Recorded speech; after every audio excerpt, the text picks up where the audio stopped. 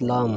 प्रदेश के पूर्व सीएम शिवराज सिंह चौहान शुक्रवार रात रतलाम लोकसभा के सैलाना व रतलाम ग्रामीण विधानसभा के बिरंबल पहुंचे। सैलाना में शिवराज सिंह चौहान का एक अलग ही अंदाज दिखा। जब समर्थक उनके स्वागत में नारे लगा रहे थे तो वह भी सीटी बजाने से अपने आप को रोक नहीं पाए। समर्थकों ने आंधी नहीं तूफान है शिवराज सिंह चौहान के नारे लगाए। शिवराज सिंह ने कहा, तुमने पुकारा हम चले आए, जब जब जरूरत पड़ेगी मामा आपके लिए हाजिर रहेगा।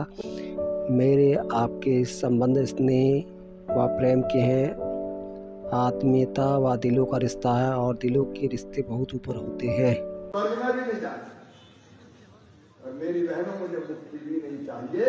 मैं तो भगवान से ये प्रार्थना करता हूँ कि मरने के बाद फिर इसी जनता के बीच जन्म लूं ताकि बार बार इसकी सेवा कर सकूं। और भारतीय जनता पार्टी की सरकार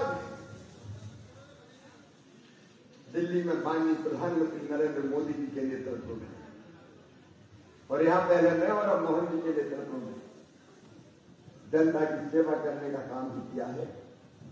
मेरी बहनों, एक एक योजना अगर बनाई तो हमने वोट के लिए नहीं बनाई।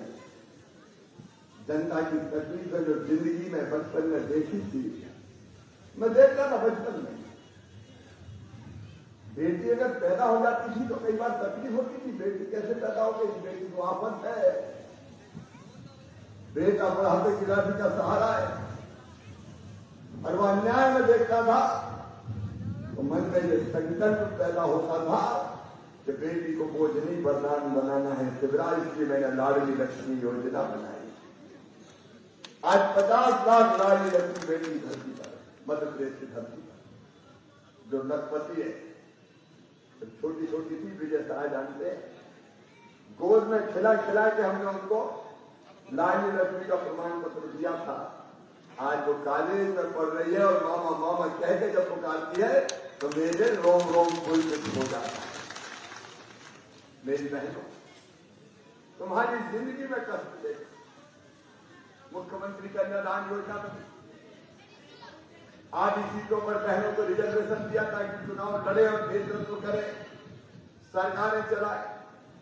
और लाडली बहना योजना क्यों? लाडली बहना योजना भी इसीलिए कि मेरी बहनों में देखता था कि गरीब बहना को भी अगर 1500 की जरूरत पड़ती थी तो हाथ कराने पड़ते थे, और कई बार मांगने पर भी पैसा नहीं मिलते थे तो मन उदास होता था। माए की जाती थी तो चिंता रहती थी, भैया की बेटा बेटी आइए, बुआ जी आइए, हमारे लिए क्या लाई है, और पैसे का इंतजाम नहीं होता था तो माए की जाना छोड़ देती थी। और इसलिए मेरी बहनों, हमने बनाई लाडली बहना योजना। मेरे दिमाग में यह बात आई कि अगर हर महीना बहनों का खाता खोल के उस खाते में पैसा डाल दिए जाए जैसे सरकारी कर्मचारी के डरते हैं, तो मेरी बहनों की जिंदगी बदल जाएगी, उनकी छोटी छोटी तकलीफ हो जाएगी। और जितनी भी योजनाएं सब उसी कष्ट से हमारी अंतरात्मा से निकली, हमारे हृदय से निकली। लाडली बहनाओं केवल यही तक सीमित नहीं रहना, लाडली बहना के बाद अब लखपति बहना बनने के लिए तैयार हो जाओ। लखपति बहना, हम क्यों गरीब रहे, हम क्यों आंसू बहाएं, बहनें क्यों दुख के समुद्र में डूबी रहे? उनकी जिंदगी बदलनी चाहिए, और जिंदगी बदलने के लिए प्रधानमंत्री जी ने लिखा है लखपति दीदी योजना।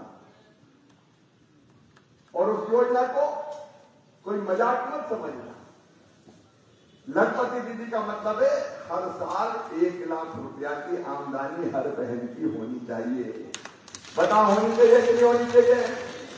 कौन से बताओ, जोर से होनी चाहिए कि नहीं? बहनों बताओ, गरीब रहना चाहती हो क्या? नहीं रहेंगे गरीब। गरीबी के बोझ को सर सरकार पे फेंकेंगे और हम आगे बढ़ेंगे। इसलिए भारतीय जनता पार्टी, मेरे किसान भाइयों, जब कांग्रेस की सरकार भी आपने नहीं की, बैंक से अगर कर्जा लेते थे तो बैंक वाले ट्रैक्टर खींच रहे, मोटर उठा के ले जा रहे, मोटरसाइकिल ले जा रहे, 18% ब्याज पे कर्जा मिलता था। उस 18% को घटा के 0% करने का सौभाग्य शिवराज सिंह चौहान को मिला था भारतीय जनता पार्टी की सरकार को। प्रधानमंत्री जी ने किसानों के खाते में 6,000 रुपए किसान सम्मान निधि के डाले। मैं चौथी बार मुख्यमंत्री बन गया तो दिल ने कहा मत चूके चौहान, तू भी 6,000 डाल, कम से कम 12,000 तो मिल जाएगा। बताओ कांग्रेस ने कभी एक पैसा दिया था क्या? जोर से बताओ दिया था क्या नहीं दिया कांग्रेस ने? कोई बताए तो। आज रास्ते में मुझे इतनी देर हो गई कि गांव गांव में लोग खड़े हो गए और लोगों में भी भांजे भांजी गले के जाके चिपड़ जाते जब मामा मामा मामा कहते हैं तो हमारा संकल्प और मजबूत होता है कि कहीं रहें लेकिन बच्चों का भविष्य बर्बाद नहीं होने देंगे। यही प्रधानमंत्री नरेंद्र मोदी जी का भी लक्ष्य। इन बच्चों के लिए सीएम राज स्कूल एक सपने जैसा है। एक एक स्कूल की बिल्डिंग 40-40 करोड़ रुपए की बन रही है। प्राइवेट स्कूल से भी कई गुना बेहतर शिक्षा देने का प्रयास हमने किया है ताकि गरीब और किसान के बेटा बेटे भी पढ़े और आगे बढ़े। इन बच्चों के लिए नए स्कूल खोल देगा। बेटियां दूसरे गांव जाती नहीं थी क्योंकि पैदल कैसे जाए, उनके लिए साइकिलें, 12वीं में अच्छे नंबर लाए तो मामूली ने लैपटॉप दिलवाए, पिछले साल स्कूटी, और अब मेडिकल भी जैसा बैठे हैं। मेडिकल और इंजीनियरिंग कॉलेज की पढ़ाई अगर हो तो फीस मम्मी पापा को नहीं भरना, भाजपा की सरकार भरवाएगी। ये प्रावधान हमने किया। हमारे बच्चे इनका भविष्य बेहतर बनना चाहिए। एक एक बच्चे की फीस 60-60 लाख रुपए भरी है और आगे भी मोहन यादव के इन कामों को आगे बढ़ाना। हमने अगर सरकार चलाई तो आपकी जिंदगी बदलने के लिए चलाई। बहनों और भाइयों, एक तरफ विकास के काम, संगीता जी बैठी हैं, एक बार विधायक रही है, जो जो विकास के काम बताए थे कभी हमने कदम पीछे नहीं किए। अगर फैलाने में भी आज विकास दिखाई देता है तो भारतीय जनता पार्टी के कारण। बताओ जितने काम हमने फैलाने में करवाए कभी कांग्रेस ने करवाए थे क्या? जोर से बोलो। उनका विकास से कोई लेने देना है। आज जिस सड़क से हम आए आपने देखी, पहले कांग्रेस दिग्विजय के राज की सड़कें याद है क्या? गाड़ी खाए हिचकोले, हड्डा पसरा सारे डोले, याद आ गए शंकर ढोले। क्या सड़कों, सड़क न पानी न बिजली, उस पूरे हालात को बदल के बीमारू मध्य प्रदेश को यहां तक लेके आया। और केंद्र में हमारे प्रधानमंत्री नरेंद्र मोदी जी जब से बने, आज क्या भारत की जय जयकार दुनिया में होती है। एक जमाना था, आज बड़ी संख्या रही जाता है पाकिस्तान से अच्छे संबंध बना कर। मैं कांग्रेस के नेताओं से कहना चाहता हूं, केवल पाकिस्तान नहीं पूरी दुनिया से भारत अच्छे संबंध रखना चाहता है, क्योंकि हम मानते हैं वसुधैव कुटुंबकम, सारी दुनिया ही एक परिवार है, विश्व का कल्याण हो, हमारा मंत्र है। लेकिन भारत आंख झुका के नहीं, मोदी जी का आंखों में आंखें डाल के बात करेगा। हम किसी से डरेंगे नहीं, इसलिए नहीं कि कोई परमाणु ताकत है तो हम उससे डर जाए।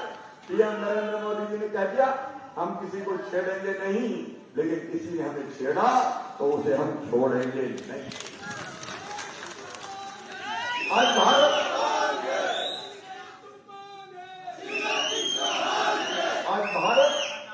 स्वाभिमान के साथ सीना तान के खड़ा है। आपको याद है मेरे भाइयों, रूस और यूक्रेन में लड़ाई हुई, हमारे बच्चे पढ़ते थे यूक्रेन में, बच्चे फंस गए, युद्ध हो रहा था, बमबारी मिसाइल दागी जा रही थी, माता पिता चिंतित थे, पता नहीं बच पाएंगे कि नहीं बच पाएंगे। प्रधानमंत्री ने फोन उठाया और एक फोन किया रूस के राष्ट्रपति को, दूसरा फोन किया यूक्रेन के राष्ट्रपति को, और साफ कह दिया कि देखो भारत के बच्चे फंसे हैं, हम अपने बच्चों को निकालना चाहते हैं। हमारे बच्चे हाथ में तिरंगा झंडा लेके बाहर निकलेंगे और जब वो तिरंगा झंडा लेके बाहर निकले तो युद्ध रोक देना, युद्ध विराम कर देना, ताकि भारत के बच्चे सुरक्षित निकल जाए। जैसे ही भारत के बच्चे तिरंगा झंडा हाथ में लेके निकले तो रूस की तोपें भी थम गई, यूक्रेन की मिसाइलें भी रुक गई, युद्ध विराम हो गया और भारत माता की जय कहते हुए भारत के बच्चे सुरक्षित बाहर निकल के आ गए। ये आज का भारत।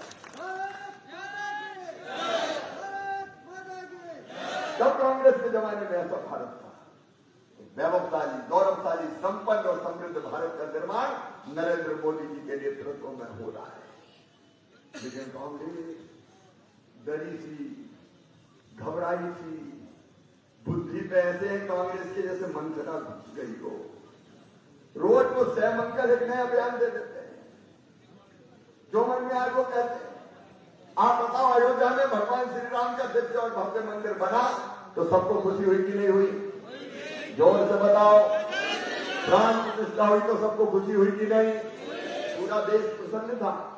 बहनों, तुमने दीपक जलाए, नौजवानों ने केसरिया पताकाएं अब तक लहरा रही है, लहराई, आनंद उत्सव मनाया, पूरा देश प्रसन्न था। लेकिन एक पार्टी रो रही थी। क्या नाम है उसका? जोर से बोलो। उसका नाम है कांग्रेस। निमंत्रण उनको भी मिला, आइए रामलला की प्राण प्रतिष्ठा में भाग लीजिए। तो बताओ, कांग्रेस को आना चाहिए था कि नहीं? लेकिन जाको प्रभु दारू दुख दे ही बाकी मसी पहले हर ले विनाश काले। जोर से बोलो, राहुल गांधी को सुना जाए। विनाश काले विपरीत बुद्धि। नहीं जाएंगे, हम नहीं जाएंगे, मुहूर्त ठीक नहीं है। अरे मूर्खों, भगवान राम के प्राण प्रतिष्ठा का कोई मुहूर्त होता है? मुहूर्त कुछ है? मुहूर्त क्या श्रीमती सोनिया गांधी बताएंगी, राहुल गांधी बताएंगे? लिख के इनकार कर दिया, लिख के इनकार। हम नहीं जाते।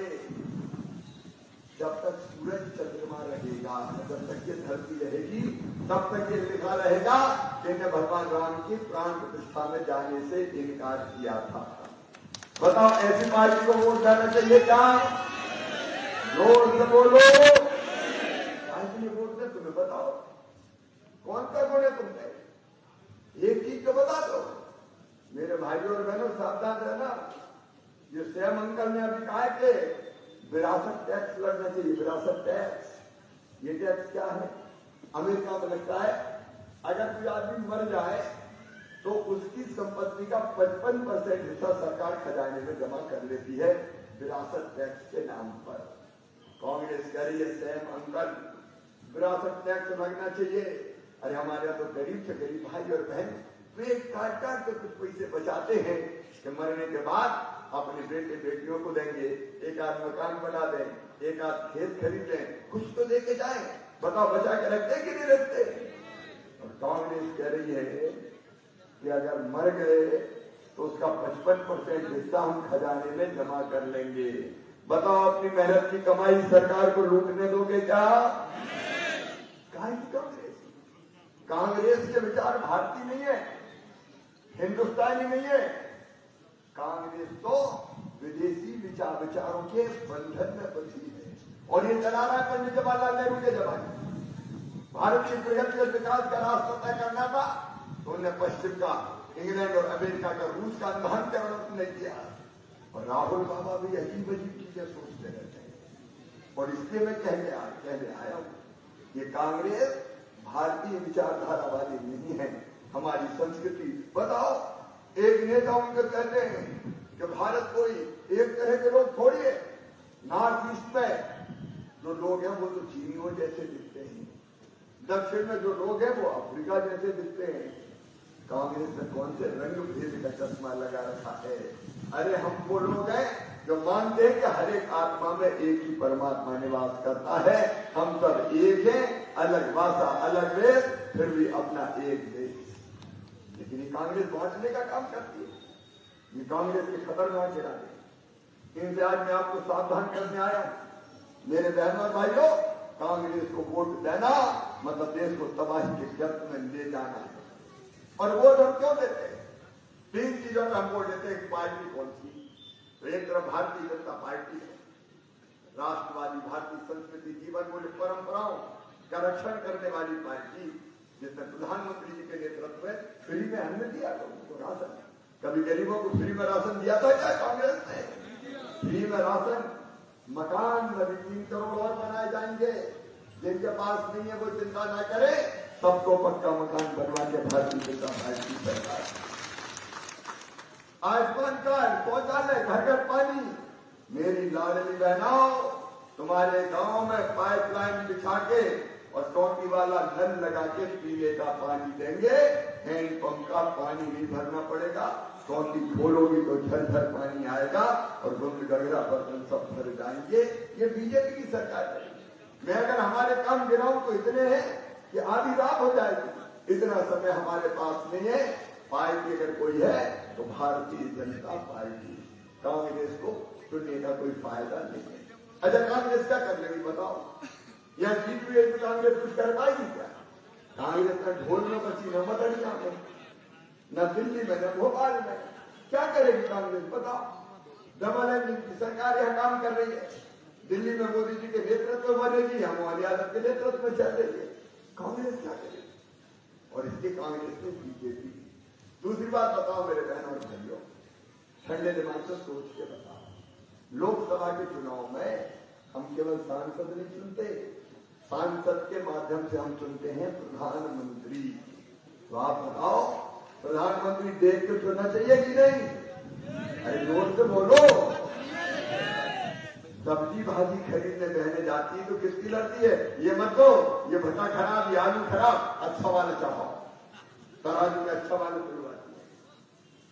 गर्मी के दिन मटका खरीदने भी जाते हैं तो बजा के देखते हैं, टूटा फूटा तो नहीं, ठक ठक बज रहा है, बज रहा है, पानी बाहर तो नहीं निकल जाए। जब सब्जी भाजी देख के खरीदते हो, मटका देख के खरीदते हो, तो बताओ प्रधानमंत्री देख के चुनना चाहिए कि नहीं? एक तरफ भारतीय जनता पार्टी के एनडीए के प्रधानमंत्री तो है श्री नरेंद्र मोदी जी, जो आज विश्व के नेता हैं।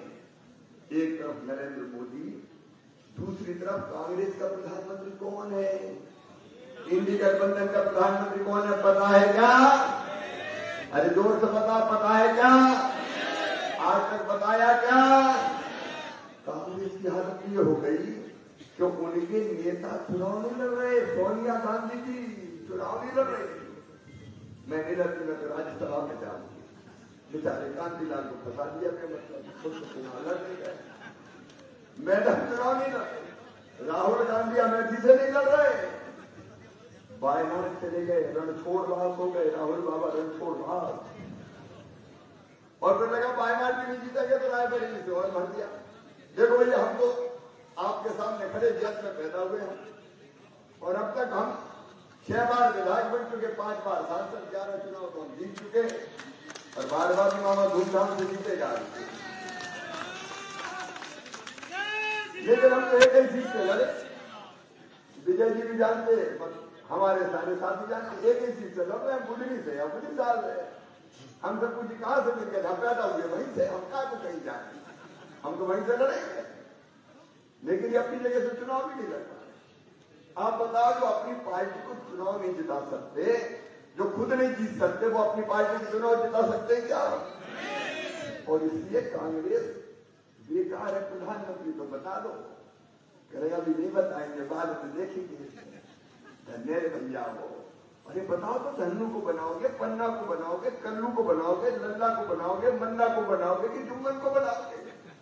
देख तो नहीं, तो फिर बाद में देखेंगे, बाद में देखेंगे।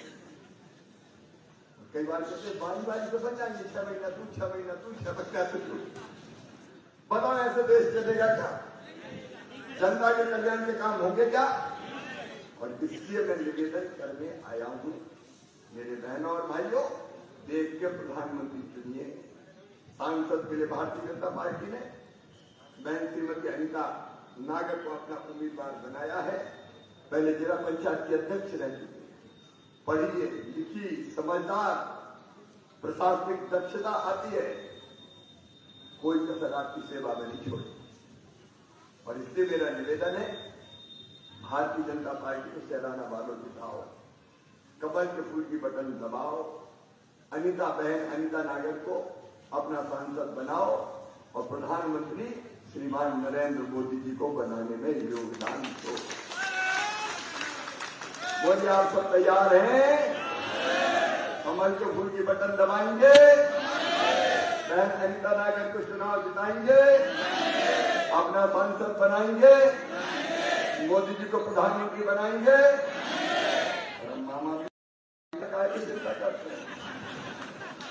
कोई जरूरत पड़ेगी तो ब्याज में माँ बाप भी काम आएगा, चिंता मत करना। तुम तुम्हें छोड़ नहीं सकता कभी, मैं तुम्हें छोड़ नहीं सकता, न मुझको कोई और है, न तुमको कोई और है। I love you to.